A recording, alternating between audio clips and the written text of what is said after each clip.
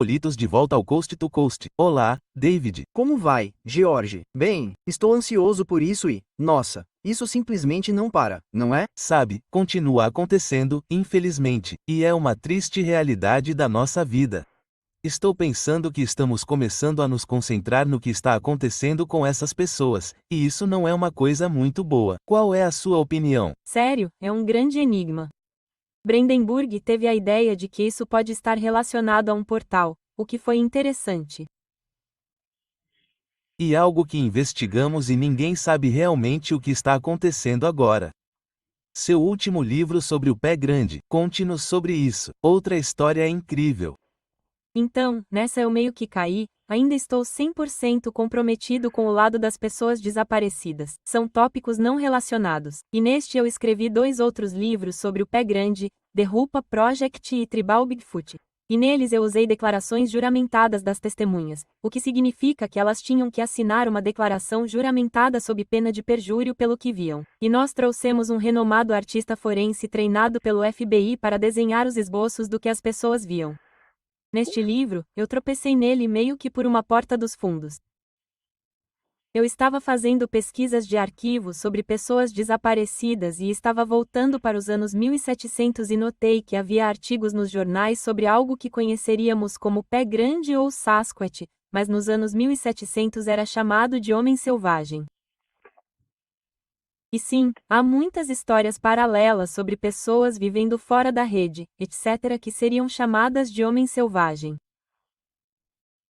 Mas essas que comecei a recortar anos atrás eram sobre um bípede grande, com pelos por todo o corpo, tamanho enorme, braços longos, etc.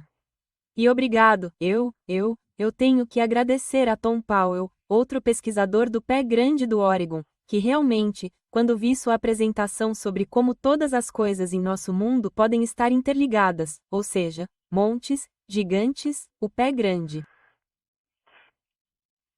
Comecei a prestar atenção nisso depois que vi sua apresentação e comecei a acumular essas histórias. E não só estava encontrando histórias de homens selvagens de centenas de anos atrás, mas também estava encontrando histórias sobre como fazendeiros, pecuaristas e pescadores estavam encontrando esqueletos gigantes. E no começo, eu meio que pensei, bem, talvez isso seja apenas uma mágica. Mas havia muitos deles. Muitos deles, sim. E o mais fenomenal para mim foi que em muitas das histórias eles falavam sobre entregar o esqueleto ao Smithsonian e em outros casos eles os entregavam a museus estaduais. E eu conheço outros pesquisadores que deram continuidade a isso, e o Smithsonian afirma que não tem nenhum esqueleto gigante da América do Norte. Mas eram muitos para dizer como isso poderia estar acontecendo, que isso tinha que ser verdade. E então, nas histórias que eu estava acumulando, parecia que as descrições dos homens selvagens, eles os chamavam de gigantes muitas vezes. E então, nos artigos sobre os esqueletos gigantes, eles diziam, sim, esses esqueletos tinham entre 2,10 e 2,70 metros de altura. E às vezes eles tinham artigos de cerâmica. Outras vezes, tinham artigos de ferramentas perto deles. E outras vezes eram joias. E a associação de data, hora e local. O que eu fiz foi um livro muito simples e eu meio que o escrevi pensando no pessimista porque tenho alguns amigos que são assim. O primeiro artigo que eu realmente peguei e coloquei em uma das primeiras páginas era de alguém que provavelmente, eu sei que vocês o conhecem, George, mas eu acho que o resto do público provavelmente o conhece também, e esse é Jaco Valete.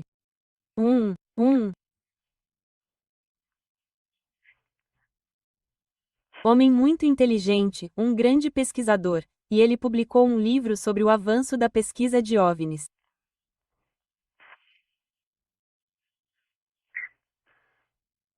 Bem, ele tinha uma história lá de 17 de setembro de 1680, e era uma citação curta. Aqui está o que dizia: uma grande massa negra parecida com uma nuvem pousou em um campo, liberando um enorme ser coberto de pelos que foi visto brevemente e depois desapareceu. E eu sei que há muitas pessoas no mundo que pensam, bem, talvez o pé grande esteja relacionado a algum tipo de ET ou OVNI. Isso aparece muito. Acontece, não é? Sim, e esse foi realmente o primeiro artigo que coloquei só para fazer as pessoas pensarem. E então, a partir daí, houve um artigo de 28 de maio de 1772 no Maryland Gazette que também fala sobre um bípede totalmente coberto de pelos que você e eu conheceríamos como pé grande. Tomei muito cuidado ao publicar outros artigos que pudessem ser interpretados como um macaco ou um gorila. E esses eram apenas tópicos relacionados ao pé grande. O engraçado sobre isso é que, conforme eu os acumulava, os colocava no livro e os analisava, o livro é 99% apenas artigos, datas e o local de onde o artigo foi retirado. É um livro de mesa. Então, conforme as pessoas começam a folheá-lo, você começa a pensar, será que tudo isso é verdade? Mas não, todos os artigos são verdadeiros. É difícil acreditar que a história disso seja tão antiga. Bem, o fato de ser tão antiga e estar documentado é fascinante por si só. Exatamente. Quero dizer, obviamente as pessoas estavam tendo esses problemas e encontrando esses seres. E você pensaria, talvez seja apenas em uma determinada parte do país, mas, na realidade, vai de costa a costa. E tenho artigos lá da Califórnia, artigos da costa leste, artigos do Canadá, e todos eles meio que se encaixam no que conhecemos como bípedes. Muitos dos artigos afirmam que ele tem braços extremamente longos, de tamanho gigante.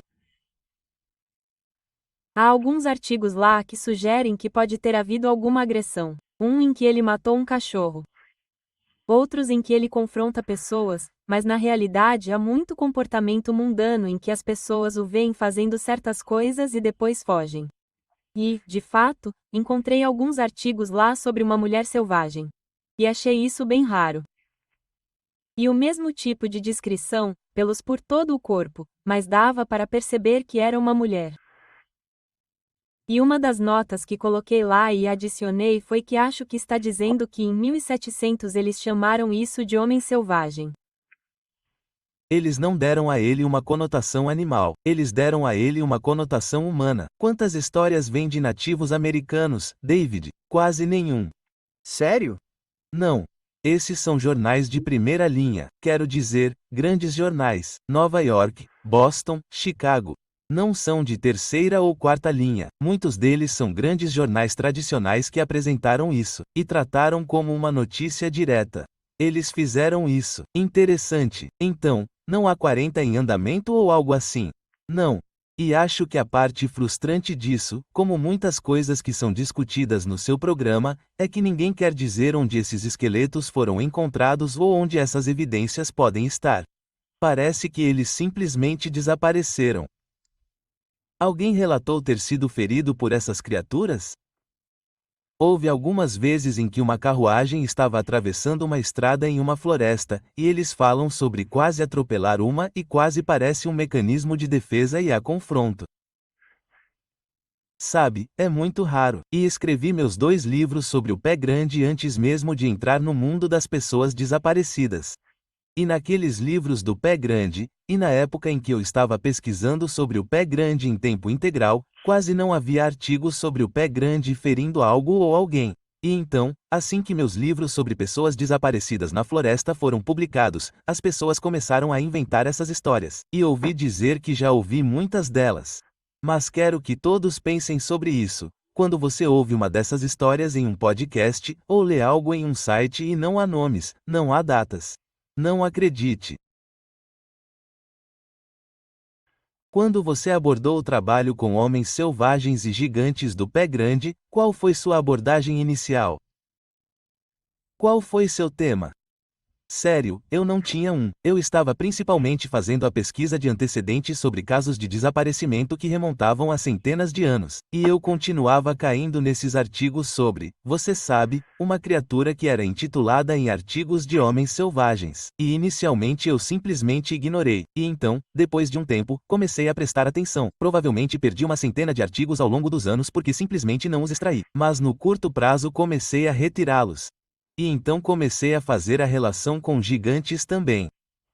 E eu nunca soube realmente que tínhamos essas descobertas de esqueletos gigantes, digamos de 2 a 2,7 metros de altura no ZEUA até os últimos 2 anos. E então, enquanto eu estava selecionando artigos sobre pessoas desaparecidas, comecei a selecionar apenas os artigos sobre gigantes e o pé grande e os coloquei de lado. E então, com o passar do tempo e eu fazendo viagens para olhar essas coisas, comecei a decifrar o que era relevante e o que não era. E foi assim que este livro foi elaborado. E é como eu disse, são realmente apenas artigos por data que simplesmente impressionam, que foram escritos sobre e alguém se interessou por este tópico anos atrás e era atual. Selecione 1 ou 2 artigos de um dos livros, David, deste livro, e conte-nos 1 ou 2 histórias, se puder. Claro. O Marian Star, um jornal de Ohio, 20 de novembro de 1893. Uau, há muito tempo. E tem um artigo, diz, um esqueleto gigante é encontrado em um banco de cascalho perto de Clarendon. E o artigo continua falando sobre alguns caras que estão construindo uma estrada, e eles estão usando o cascalho da fazenda de uma pessoa, a fazenda Miller, e enquanto eles estavam retirando o cascalho de um aterro, um pouco de cascalho caiu, um esqueleto saiu e, com base no tamanho do esqueleto, o canto ou a pessoa na época que estava investigando isso disse que tinha que ser um gigante. E então o artigo diz, esqueletos de 2,13 metros são algo raro. Eles já foram encontrados antes, mas este é o primeiro no condado de Marion. A crença de que o esqueleto seja de um gigante, que os geólogos dizem ter existido em uma época anterior, é bastante desencorajada pela localização da descoberta, mas é difícil imaginar um cidadão de 2,13 ou 2,18 metros do condado de Marion, índio ou homem branco, que teria encontrado uma sepultura em tal local. E eu, novamente, o mainstream. Provavelmente estou colocando isso de lado, mas então há alguns artigos onde eles, na verdade, acadêmicos vieram para ajudar a escavar e trabalhar nisso, e havia alguns montes indígenas que também foram escavados onde eles também encontraram essas coisas incomuns. E, como eu disse, inicialmente, a reação instintiva é: ah, isso é mentira. Então, quando você vê os jornais que estão escrevendo essas coisas, você começa a pensar: bem, eu não acho que seja mentira. Acho que há algo nisso e talvez algo esteja sendo escondido de nós. Quem sabe? E se você estiver certo sobre isso, por que eles esconderiam? O que eles estão escondendo? Aspas. Bem, eu acho que agora que você tem que entender que nossa ciência está tão avançada que o DNA pode nos dizer muito. E talvez haja algo nesse DNA que eles não querem que saibamos. Tipo, pode ser extraterrestre. Talvez isso vá contra o que a história está nos contando sobre os primeiros povos que chegaram ao nosso continente. Quero dizer, foram os nativos americanos? Foram os povos das primeiras nações do Canadá? Foi outra pessoa? Bem, se foi outra pessoa, Cristóvão Colombo está se revirando no túmulo, não está? Bem, e aqui está outro artigo, UH, Geórgia no Abilene Weekly, Kansas, 31 de dezembro de 1897. E diz: UH, um dos 3 povos curiosos descobertos recentemente em montes simétricos emoldurados em Maple Creek, Wisconsin, foram abertos e neles foi encontrado o esqueleto de um homem de tamanho gigantesco. Os ossos mediam da cabeça aos pés mais de 9 pés e estavam em bom estado de preservação. O crânio é tão grande quanto uma medida de meio alqueire. Algumas hastes de cobre finamente temperadas e outras relíquias estavam perto dos ossos. O monte de onde esses restos de uma raça pré-histórica foram retirados tem 10 pés de altura, 30 pés de comprimento, variando de 6 a 8 pés de largura. Os 2 montes de menor tamanho serão escavados mais tarde. Agora, para mim, parte desse interesse é o que eram essas relíquias de cobre que foram encontradas. E isso me diz que havia alguma tecnologia por trás dessas criaturas. Bem, com certeza eles tinham ferramentas, certo? Sim. E o que aconteceu com todas essas ferramentas? E, de fato, o que aconteceu com? O que aconteceu com todos eles? Exatamente. Agora, há muita insinuação de que eles podem ter sido nativos americanos em alguns dos artigos, mas não sempre. Aqui está um artigo em que a ciência também se envolveu, e este no Times da Pensilvânia, de 12 de dezembro de 1897, diz que ele tinha 2,13 metros de altura. Os ossos de um índio encontrados em Maryland indicam uma raça gigante. Diz que acaba de ser recebido pela Academia de Ciências de Maryland o esqueleto de um índio de 2,13 metros de altura. Foi descoberto perto de Antium há 10 dias. Agora há esqueletos de 3 índios poderosos na academia que, em certa época, em sua selvageria, vagavam pelo estado de Maryland armados com os instrumentos que conseguiam reunir e ainda os ensinavam a usar. 2 desses esqueletos pertencem a indivíduos evidentemente de tamanho gigantesco. As vértebras e os ossos das pernas são quase tão grossos quanto os de um cavalo. Agora pense nisso como grosso como o de um cavalo. Isso é bem grande, e o comprimento dos ossos longos é excepcional. Os crânios são uma amostra de proporções finas e as paredes de espessura moderada com grande resistência e enrijecidos por uma poderosa crista occipital. As curvas da testa são moderadas e não recuando, sugerindo inteligência e conectado com mandíbulas de desenvolvimento moderado. Continua, mas muitas pessoas que leram isso disseram: bem, Dave, talvez este não fosse um índio, talvez fosse um pé grande, aspas. E qual seria a diferença entre homens selvagens e o pé grande, se é que há alguma? Acho que, pelas descrições que reúne ao longo de quase 250 anos, não há nenhuma. É a mesma coisa. Acho que sim, eu também. Quer dizer, eles falam sobre braços longos, falam sobre pelos por todo o corpo, falam sobre agir com inteligência e falam sobre isso estar presente no Zewa e em áreas que conhecemos. Eles falam sobre filhotes? Sabe, essa é realmente boa. E nas descrições e avistamentos que você ouve hoje, é realmente muito raro alguém ver bebês e fêmeas. E em todas as pesquisas, acho que pode ter havido um caso em que uma pessoa viu algo que parecia ser uma criança ou um filhote. E então houve 3 ou 4 casos em que alguém descreveu um pelo feminino por todo o corpo, sabe, etc. E é meio incompreensível porque as espécies femininas e as crianças, os filhotes, seriam enfiados longe. Talvez seja uma questão de segurança. Talvez, você sabe, o pé grande não os queira fora. Quem sabe? Sim. E os nativos americanos sempre me disseram que quando Harvey e eu saíamos, um macho sempre lideraria e a família ficaria para trás. Então, você pode ver apenas um, exatamente, mas provavelmente há mais atrás que você não está vendo. Qual você acha que pode ser o tamanho da população? Uau, essa é uma pergunta de $1 milhão. Mas tem que ser muitos, porque há avistamentos quase diariamente em algum lugar no Zewa, Canadá, China, URSS e etc. Sabe, mesmo que eles tivessem uma população de 5.000, isso não é muito comparado aos seres humanos. Eu não acho que isso cobriria o Zewa tão densamente quanto parece. Não, eu também não acho. Quer dizer, você pensa em, sabe, qual é a população de veados, por exemplo, neste país? Milhões na Califórnia. Sim, com certeza. E não os vemos todos os dias. Não, e as pessoas sempre me perguntam, elas dizem, bom, Dave, por que não estamos encontrando ossos? E eu conversei com alguns pescadores e caçadores e rastreadores, e você sabe, provavelmente há 50.000 ou mais ursos na Califórnia, e nenhum deles jamais viu um esqueleto de urso na floresta. O que me intrigou sobre seu trabalho, David, é que parece haver algum tipo de inteligência por trás dessas criaturas. Elas não são animais. São criaturas que pensam e respiram.